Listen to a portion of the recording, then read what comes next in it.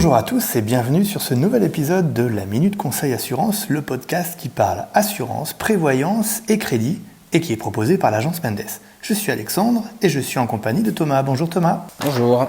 Thomas est notre formateur au sein de l'agence Mendes, il va donc pouvoir répondre à nos questions. Et aujourd'hui, nous allons parler de prévoyance et plus particulièrement de troisième pilier. Certaines choses ont changé pour 2021, notamment au niveau de la déduction fiscale. Et Thomas va donc nous expliquer tout cela. Déjà Thomas, pour commencer, on parle de déduction fiscale avec le troisième pilier. En quoi cela consiste-t-il ?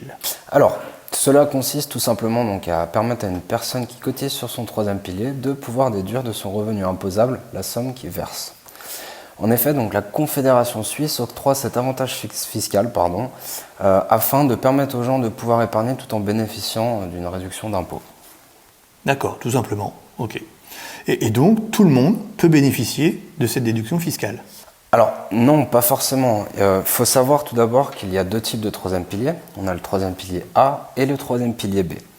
Concernant le A, seules les personnes ayant une activité lucrative peuvent verser de l'argent sur une police ou bien sur un compte troisième pilier et donc éventuellement bénéficier d'une déduction fiscale. Pour le troisième pilier B, cela par contre dépend du canton de domicile ou de travail. N'hésitez d'ailleurs pas à nous contacter afin de savoir si vous avez la possibilité d'en bénéficier. D'accord. Et est-ce qu'il y a une limite à cette économie d'impôt ? Alors oui, tout à fait, il y en a une. Le plafond est d'ailleurs révisé environ tous les 2 ans et c'est le cas cette année.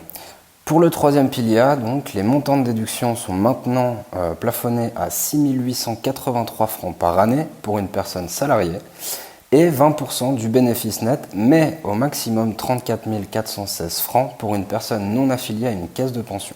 D'accord ? Pour le troisième pilier B, eh bien, ça dépend aussi du canton de domicile et ou de travail. D'accord, donc il suffit pour le troisième pilier B de se renseigner auprès d'un conseiller qui saura nous dire quel montant on a le droit de déduire. Tout à fait. Eh bien, parfait. Eh bien, écoute, merci beaucoup Thomas. Sachez qu'il y a quand même eu d'autres changements en cette année 2021, notamment l'impôt à la source, mais ça, on va vous en parler dans un prochain épisode qu'on va consacrer uniquement sur le sujet. On espère que cet épisode aura répondu à vos questions en matière de déduction fiscale sur le troisième pilier. N'hésitez pas à nous contacter au 022 339 30 10 ou nous envoyer une demande sur info@agencemendes.ch. Pour nous suivre sur le podcast, nous sommes disponibles sur Apple Podcast, Spotify, Google Podcast, toutes les bonnes applications de podcast. Envoyez vos questions également à podcast@agencemendes.ch. Et puis on se retrouve la semaine prochaine pour un nouvel épisode. Merci beaucoup Thomas. Merci à vous, bonne journée à tous. Et à bientôt.